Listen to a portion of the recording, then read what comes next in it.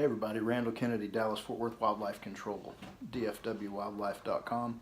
Want to talk to you today about what to charge your customers for wildlife control. And by wildlife control, I mean exclusion work, animal proofing, whatever you want to call it, getting the critters out of the house. These prices, they can go anywhere from, I would say, from about $500 of a minimum. And I've seen them up for $5,000, and that's just for the animal proofing part. Of course, if you got attic problems, contamination, stuff like that, it can go way up from there. We see these a lot, go over $10,000. Attic restoration, you're at $5-6 a square foot. So 2,000 square foot house can be $10,000-12,000 pretty quick. That's with attic decontamination and restoration. But as far as animal proofing, you might, little 700-800 square foot house, little small house, less than 1,000 square foot, and let's say it don't have any access points. It's just got, one hole, and they seen a squirrel go in and out that hole, and there's no other holes on the house. You can pop up a one-way door over that hole. Something like that, charge $500. That'll get your one-way door up there, and then you come back out after everything's quiet, pull the one-way door off, cover the hole up, and you're good. But that's not the case. Most of the time there's roof vents, peak vents, soffit vents, gaps and cracks and weep holes, and there's just all these access points. The customer might see one or two access points, but you go over there and find, all the ones you know of through experience, you're going to find, quite a few of them. Yeah, I would say on average, usually between 1,500 to 4,000. That's just the average ballpark that we see with animal proofing. Sorry about the noise. We're doing some animal proofing, working on gates and stuff to keep critters out, but lots of noise in the warehouse. Back on track.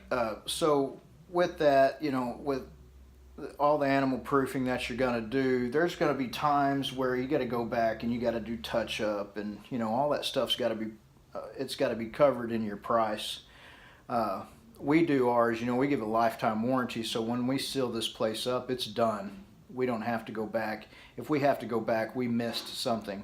Or, of course, a raccoon, they can tear a broadside hole in the, side of the house or the roof or whatever. That's, that doesn't happen very often, but it sure can. And you're going to go back to that. You've warranted that job. Well, that's going to come off the top of that job. So you want to bid this, not to where you're, ripping the customer's head off with price, but you want to bid it at a price that you're going to, at least be able to make a living. I mean, your overhead expenses, all your materials are expensive for this. The trucks and the mileage and the, online campaigns you got to run. This is a very, very expensive business to be in. Google AdWords alone can cost you $600 a day in spend. So if you've got one truck over there at that job and you've got, a couple guys over there, that job, if you're going to be there all day, that's at least a $3,000 job, right? Because by the time you minus off all the overhead and all the other expenses, you're gonna be in that ballpark of 3,000 plus. If it's part of a day, $1,000 on up or whatever. But most of them's going to be between around 1,500 to $4,000, somewhere in there, depending on what all you got to do, how many guys you're going to run. And of course, if they've got anything extreme, great big long gaps and cracks and, things like that, needing siding work and stuff, it can go way up from there, of course, but I'm just giving you average prices. I see, we've given some bids, $2,000, give you an example, $2,000 bid, and the customer calls somebody else, and this new guy that just started his company says he'll do it for $700. Now, that sounds really good to the customer. The problem is that he charges $700 and he didn't do the math, right? He didn't figure he needs $200 in silicone, $100 in wire, and plus he needs flashing and screws, the gas to get there. He's going to have to go back a couple times to get everything done. And then he realizes at the end of the day or the year or two, however long it takes him, that he didn't make any money. And then when guys do this and figure out they're not making money at it, what do? They close and they go do something else. Well, you sold that customer with a warranty, and now they've got to pay somebody to go back and do it again because you're new and you miss some spots. So charge accordingly. Charge what it's going to be worth to you now and in the future a little bit. That way you can make a living at this. If you don't, this is going to be temporary. It's not fair for you. It's not fair for the customer. And it's not fair to the other businesses, the guys that, like me, I've done this for about 20 or over 20 years actually. So you really want to be fair, to yourself, to everybody, do everything right, be super thorough. It don't matter if you have to go back the second day because you didn't get finished, you want to be very thorough on going over everything on that house. When we do animal proofing, it's for everything. We're going to keep out raccoons to small snakes, mice, rats, everything. If I can fit my pinky inside that house anywhere, I want it sealed up or custom vents to be made to go over those holes, because we don't want to go back on warranty work. Warranty work we all lose money on. The customer loses time, they don't like it, it frustrates them. It's going to make them a lot less likely to refer you.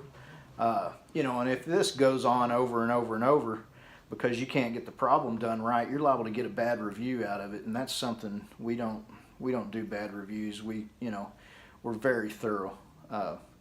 We have to get 5-star reviews. That's a requirement for the guys to keep our customers happy all the time, just as happy as you can make them. That's the goal, because you want those guys to refer you jobs. And especially if they're in a big neighborhood, stuff like that, they can give you, half a dozen houses within a couple weeks to animal proof. So make sure your prices are right so you can do the job right. If you lowball the prices, you're going to lowball the work. You have to. So get your prices up to where they need to be so you can do the job right. Nobody wants cheap.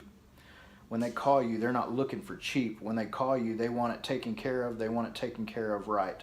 Some people don't have the money. If you choose to do financing and stuff like that, you can. We don't do any financing, but we turn away customers that aren't able to, pay, but that's part of the game, unfortunately. You have to make your money in this. If you don't, you're not going to last. So y'all get your prices right and make sure this is worth it to you. It's a lot of work, and it's a lifetime commitment. If you go in and give somebody a lifetime warranty like we do, you're in it for life. This is, you're not going to have another job. This is what you do. This is what I've done. This is what I've always done, and it's what I'm always going to do. I have other businesses and other projects and stuff, and that's okay. But it's not ever going to take away from this. If this company is ever sold or anything like that, it will be sold with the understanding that the customers we've had in the past are lifetime warranty customers. We do charge yearly for a yearly inspection. We'll go out, check everything, because houses shift and move around, of course. So you want to make sure everything stays buttoned up and tight. If things start to move around and critters get in, and next thing you know, not only do you have a little hole or a gap or a crack to fix, but you also have some cleaning to do, and that even takes, it takes even longer, so it's even more money out of your pocket. No reason for that. Charge for your yearly inspections a small amount to go out there, take a look at everything. And not only that, when you charge for that yearly inspection, you go out there every single year to look at your work again and make sure everything's still good. You're going to remind that customer over and over as the years go on of who you are and what you do. And when you do that, more referrals. They're going to give you more jobs because you're always in their mind. So, and they want that. They want that security. They give you a big amount of money up front, and they want all this done right. and they want follow up. You know, some companies I've seen, they do 3-year warranty, 10-year warranty. We used to do 10-year warranty, but we rolled everything over to lifetime warranty because it's, you know, this is for life. They don't want these critters taken care of and out of there for a few years. They want these critters gone forever. So I think lifetime warranty is fair, with yearly fees, of course. Now, if you know a tornado comes through and tears half the roof off, of course, anything that's beyond our control, customers understand that. They get it. If you have to go back, you know, they got a new roof put on and they tore off a bunch of your work, charge, you know, what you got to charge just for that work, but keep their warranty, you know, going on everything else, and then put all the new work back into the warranty. If, you know, we don't warranty, if our customers get over there and tamper with it or anything like that, you know, we have to charge accordingly, of course. But if a critter tears off something we've done, or a critter gets in, you know, and it's on us. We take care of it. It's our problem. So do a good warranty. If a customer doesn't want a warranty and they just want one hole fixed or whatever, we don't even waste our time with that. No reason to. You can't keep anybody happy like that. Oh, John Doe calls you and says, hey, I have a squirrel in my attic. And you tell him, okay, I want to come out there do an inspection. And he says, no, I don't need an inspection. I've already seen where he's getting in and out. Well, we all know there's 10, 15 other places that they're going to go in next. That's like closing your front door and leaving the back door open. There's other areas they're going to get in. These critters know that. It's the next weakest link to them. You seal out their main access hole, and then they go over and tear in through the peak vent, or a whirlybird, or a square vent, or a soffit vent, or, you know, they've got all these other weak links, dormers that aren't flashed right or sealed up. So you want to make sure that everything's covered, not just the hole they're going in and out now, but the holes they're going to go in and out when you close that door on them. If somebody locks you out of your house, you're going to find a way in, right? Well, you've got to seal up that place where these things cannot get in and out in the future. So, making this video kind of long. I'm rambling. I think I do that a lot. But if y'all got any questions, give us a shout. Click the like button if you want. Or give us a thumbs up. Share this on Facebook. Any other social media. We sure like it. Subscribe to the channel. Check our website out, www.dfwwildlife.com. Dallas-Fort Worth Wildlife Control. I sure appreciate it, guys. I thank you for watching. I thank you for choosing our company.